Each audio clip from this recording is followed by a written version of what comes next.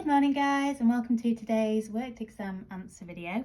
Today I'm having a look at a group 2 A-level AQA exam question where the group 2 content is taught in year 12, so it's an AS topic, so this could be on the upcoming AS exams, but it could equally be on the upcoming A-level exams as well.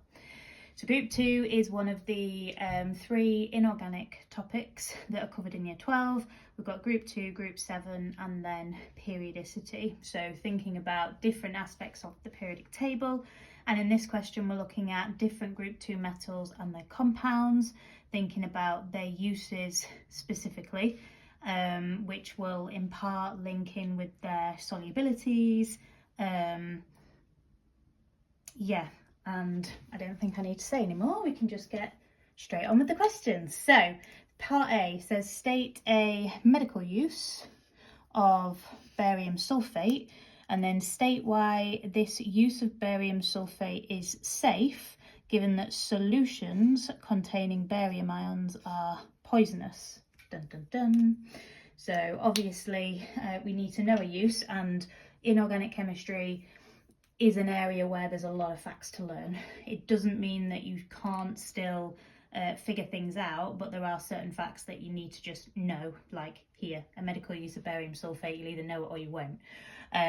We use it as a barium meal, so patients will take it prior to having an x-ray, and then the barium will then help to show up different parts of our insides on the x-ray. So it's like a contrast agent, I think they call it. So yeah, we call it a barium meal that we give to patients who need this doing. With barium sulfate, the reason why it's safe, the key word there is solutions containing barium ions are poisonous. Barium sulfate is a precipitate, so it's completely insoluble. And therefore there is no chance of any barium ions kind of forming when the barium sulfate is inside of our body, dissolving into different liquids or our bloodstream, and therefore we will not be poisoned, and that's why it's safe. So the key thing is that barium sulfate is insoluble, and that is pretty much all we need to say for that question. Yeah, perfect. So that's part A. Part B, magnesium hydroxide is used in antacid preparations to neutralize excess stomach acid. Write an equation for the reaction of magnesium hydroxide with hydrochloric acid, which is the acid that we find in our stomachs. So for this one, we've got to know the general equation for neutralization. So when we've got an alkali or I should say a base, like magnesium hydroxide, and the reason why I'm saying base is because magnesium hydroxide is not soluble, so we can't call it an alkali. Reacting with our acid, that is going to make a salt plus water. So it's always the metal from the alkali that replaces the hydrogen in the acid. So that's going to give us magnesium chloride, formula MgCl2, and then we're going to make water. And we can see that we're going to need to balance this equation because I need 2 chlorines here, and because I needed 2 hydroxide ions here, I'm also going to need to balance my water. So if I put a 2 in front of the HCl there, that then gives me 4 hydrogens and 2 oxygens, so I can put a 2 in front of my water. So long as we know the general equation for acid and alkali, salt plus water, or acid and base, salt plus water, we should be fine with that question. I've kind of answered the next one a little bit already, my apologies.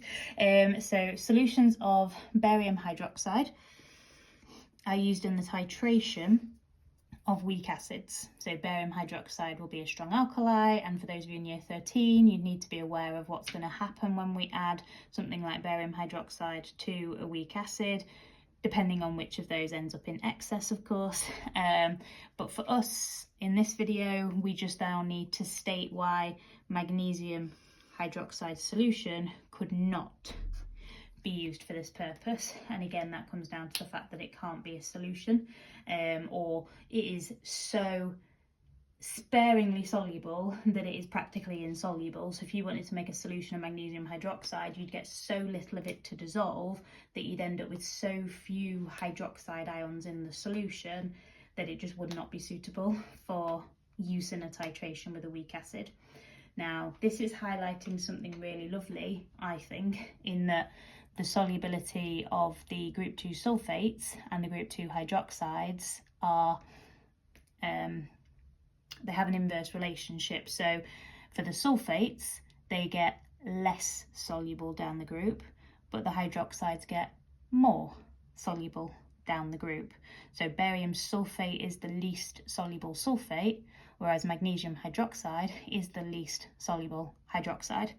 So in terms of remembering those two trends, I literally remember that barium sulfate is the white precipitate, and we need to know that in terms of testing for either barium or sulfate ions as well. And then I remember that the trends are inverse or inverted. So if I know barium sulfate is the precipitate, I know that magnesium hydroxide will then also be the least soluble of those. So hopefully that has made some sense. So here all I need to say is that magnesium hydroxide, could have used the formula, never mind, is, I am going to say sparingly soluble rather than completely insoluble.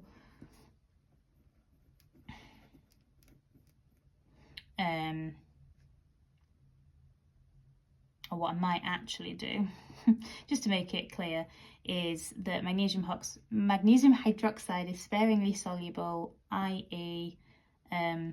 Almost, because it's not completely, but it is almost insoluble. So therefore we can't get a solution of magnesium hydroxide with any sort of suitable concentration to then use in the titration with the weak acid. So that's that. Part D, thinking about magnesium on its own now. Magnesium metal is used to make titanium from titanium chloride. So the next thing we've got to do is write an equation for this reaction of magnesium with titanium chloride. So this is an example of displacement.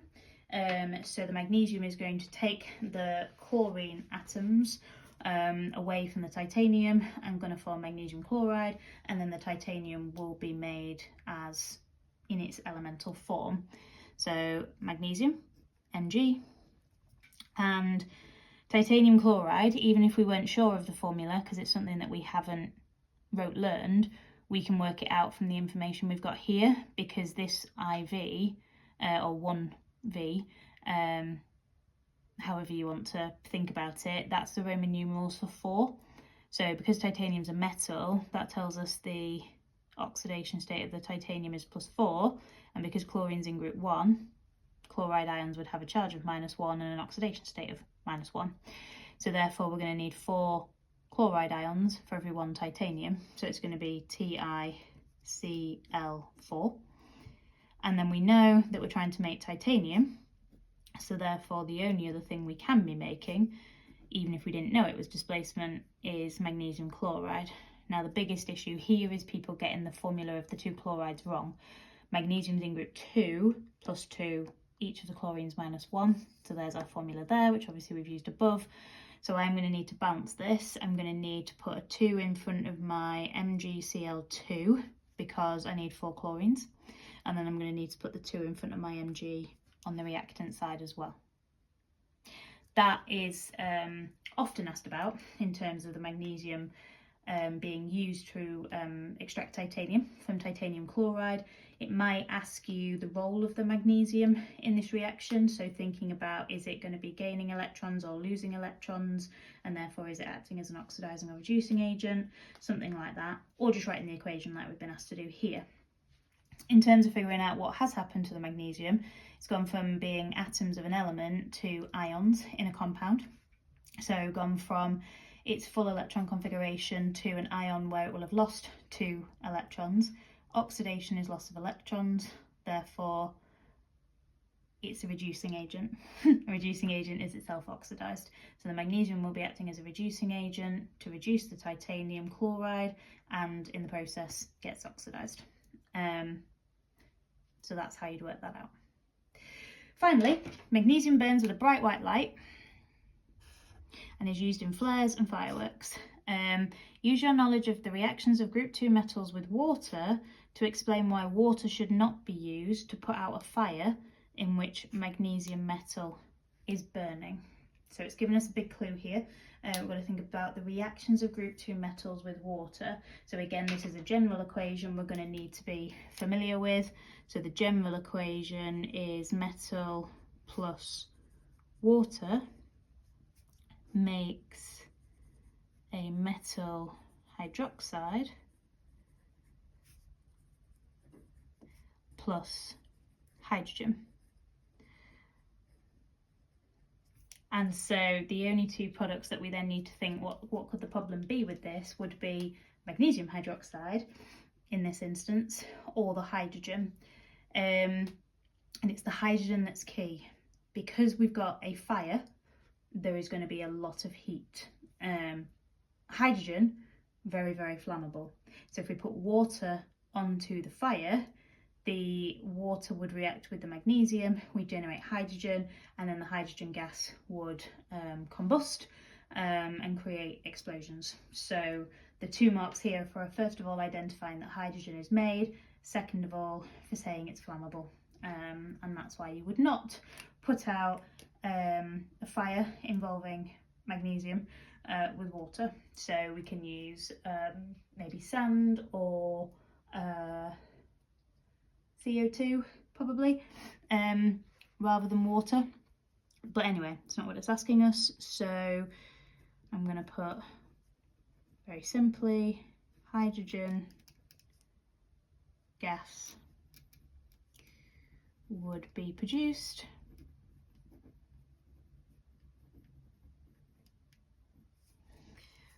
which is flammable, and that gets me 2 marks.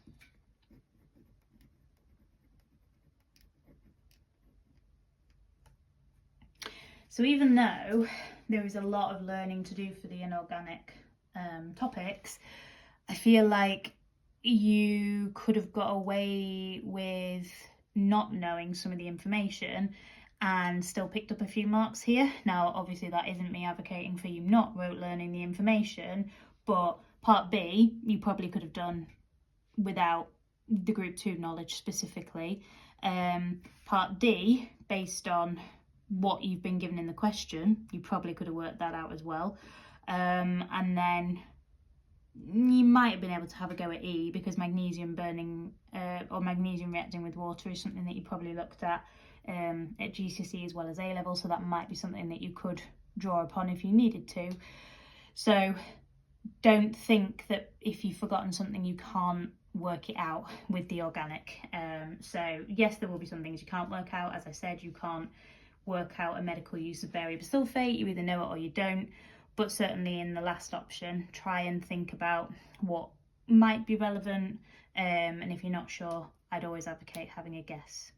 But that is a group 2 metals and their compounds question. Any issues, as always, please just let me know. Thank you so much for watching, guys. I hope you have a brilliant week ahead.